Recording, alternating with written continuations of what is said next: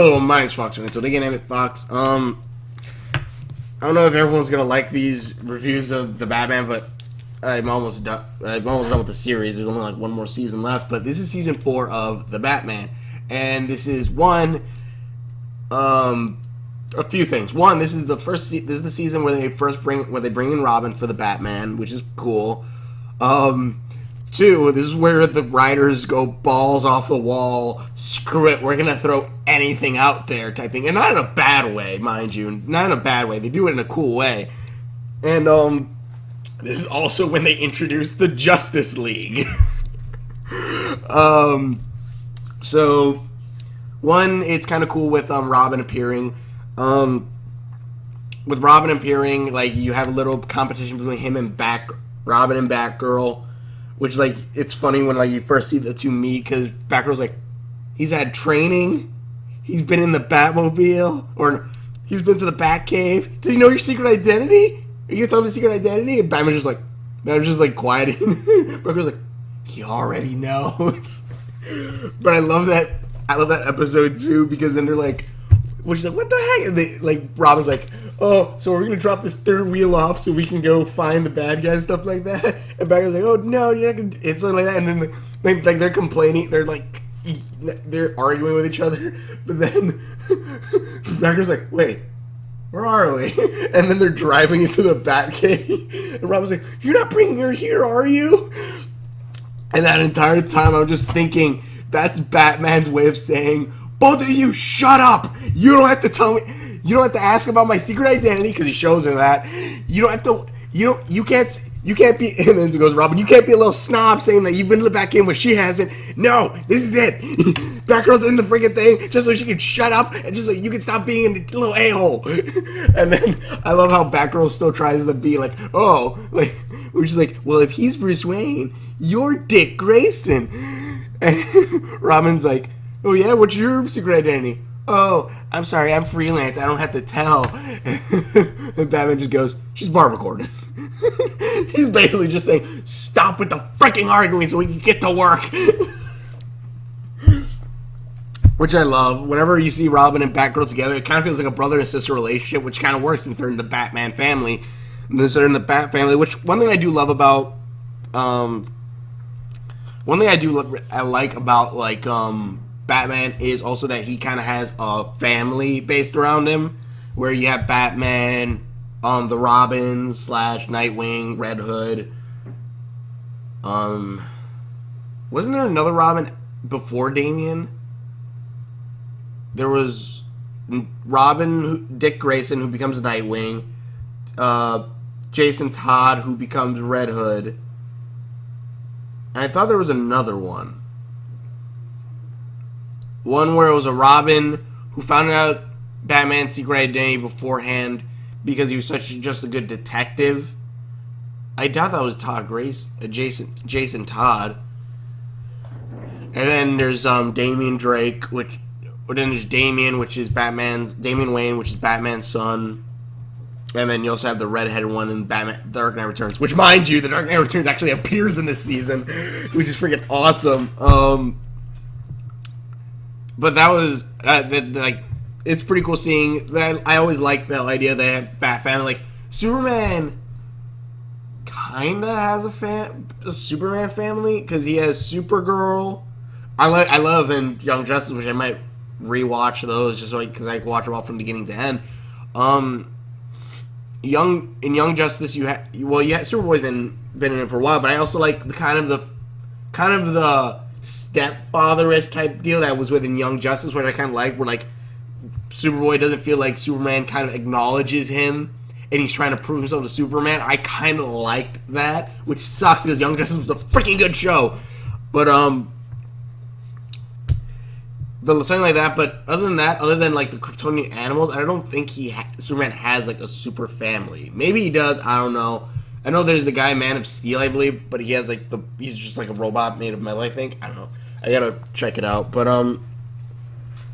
yeah, like, one thing I do like is about Batman is that he has, like, the Bat family, and it's even growing even still now.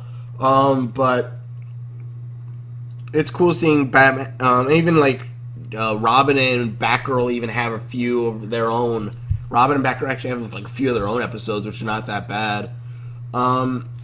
They bring in Clayface like that you would know from the comic books a little bit more. Like they kind of pull where Bennett is still Clayface, but then another guy eats like whatever the mutagen was, and he becomes a stronger Clayface, which I like that fighting. I love Clayface. He's like one of my favorite villains in the Batman. I like his design and everything.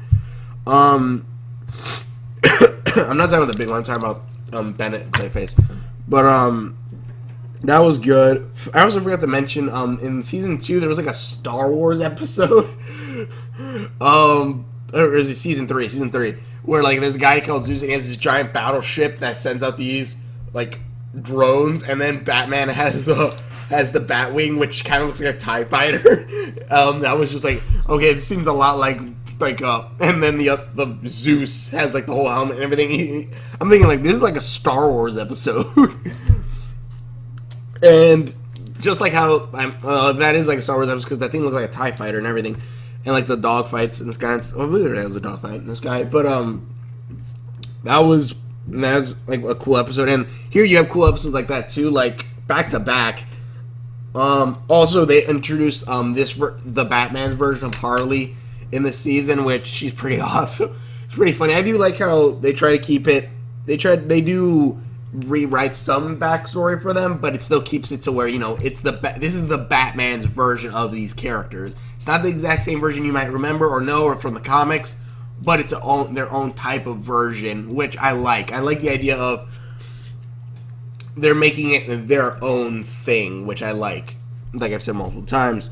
Also, Penguin is voiced by the same guy who voiced Ice King. I think I said that in the first video, but I'm saying that again. It's just funny seeing Ice King who likes penguins, and then Penguin who's, yeah. But, so, one thing, like I said, the balls off the wall episodes, you have a zombie episode. Mind you, this is before, I believe, The Walking Dead, so you have a zombie episode in The Batman, which is pretty good how they did it, too. And also, if you, like, because I again, watched it scatteredly, and sometimes I would catch an episode, like, near the end, so I would catch it, and I kind of knew the ending of it, so I won't spoil it here, but if you know the ending of it, and then watch it through, you're like, fuck, the pieces are all here telling you what's gonna happen. But, or not what's gonna happen, but, like, what happened, but, it's a pretty good episode. You get a zombie episode where you see, like, Robin get turned to zombies and everything. It's a pretty good episode. And then right after that, I like because it starts off with these guys discovering the Batcave, mind you, not in 2008, but in like 3008, where they're trying to find a way to stop, because you find out that they're trying to stop Mr. Freeze because he's somehow still alive in 1,000 years later. So they find the Batcave, and they start trying to piece together who the Batman was, which I extremely liked seeing this. And also, like, they're trying to figure out how to beat Mr. Freeze, seeing if Batman left anything behind to fight him with. And also, like, the Batcave is still up because of these giant girders. But it's pretty cool because, like, they're trying to theorize, okay, which it kind of works. Like, it kind of teaches kids about a little bit about archaeology, and sometimes it might not always be exactly right. But they kind of get a little close sometimes. Like, and nothing against archaeology. I love archaeology. I love the idea of finding discovering old things and stuff like that. Hey, that's half the reason why I like Jack and Daxter series. But what was it? Like these two people are theorizing. Oh, this place used to be owned by a Dr. Wayne. Bruce's father, so he's like, maybe he was the Batman, his wife was the Batwoman, and his son was Robin. And I'm thinking, no. And also, when they reveal, they're like, is this? I think this is the Batcar or the Batmobile, the Batmobile. So they pull the sheet off, and it's the freaking tank from Dark Knight Returns. I'm like, oh fudge. And I love how this one archaeologist, because apparently Batman's like now like a legend. He's just a legend. They really don't know if he existed or not, which kind of works with like other legends and stuff like that throughout time.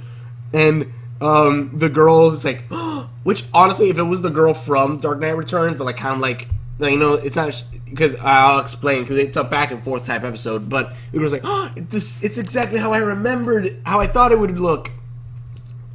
And then we cut back to like what the last time it's supposed to be the last time Batman versus Mr. Freeze, and back in 2000 something. I think it was like 2027. And Batman's riding in this the Batmobile tank. And when Mr. Freeze, I believe, either freezes or does something that stops the mobile, Batman jumps out and lands on top of the Batmobile, and he just stands up and looks at Mr. Freeze, and it's like the big, bulky looking Batman. And I'm thinking, it's Batman from The Dark Knight Returns, and then Mr. Freeze goes, "The Dark Knight Returns," and I'm just like, yes. Oh, it was so good. Mind you, I think I like this version a little bit more. Nothing against the Frank Miller comic book. I have the. Wait, do I have it? I think I do. Yeah, I do. I have the Dark Knight Returns movie, which is basically like a comic book. There's honestly, I don't think there's probably be much of a difference from what I've seen from the Link Carter review of it, and from what I saw, there doesn't seem much of a difference. But it's nothing bad about that. But I like the idea of Batman growing older but still becoming the Batman, especially since in this episode, like, they see Batman older, but then you also see that Oracle, aka Batgirl, became Oracle, which we can infer that Joker at some point shot her in the back. And we also see Nightwing, which I also kind of like that Nightwing doesn't seem to hate Batman right now or yet, which I kind of like, because a lot of it, like, I believe in the comic books even now, if Bad Blood is any indication, Nightwing for some reason hates Batman in the future. Like, even when even in Batman Beyond, I believe it was Dick Grayson, he hates Batman. He hates Batman so much that he doesn't even want to help him or anything, which I feel that kind of sucks. Especially since you see, like, early days, they enjoy being together. They're father and son, basically. That kind of sucks, but it's a kind of a cool thing, especially when the ending, when you find out even 1,000. Also, like, they find out that after they battle Mr. Freeze, which, one, it's an awesome fight, and also like that it's not only the Batman, it's not only the Dark Knight Returns. Well, it's not only the Dark Knight Returns Batman, it's still the Batman we know in the series, because he still has the bat wave on his belt where he presses in, like, the bat wave, and that was pretty cool. It's showing that it still is this Batman, even though his utility belt kind of looks more just like, has, like, not patches, but, like, it looks like a button type flaps type thing. I don't know why he downgraded. Maybe it was maybe it fit better or adds more flexibility. Who knows? But yeah, I liked that. I liked the idea. I liked that, like, they showed the Dark Knight and everything. It's a cool episode, and, you know, even at the end, I won't spoil it, but at the end when you find out Batman's still protecting it, like, there's this big, like, the bat computer's busted. They can't fix it over 1,000 years. But Batman put binary on these giant columns, keeping the Batcave up, and they use that to put up a program that Batman apparently set up to basically deal with any supervillains that come up later on, which I liked. And it turns out Batman's been protecting the city forever. He's gonna protect the city forever.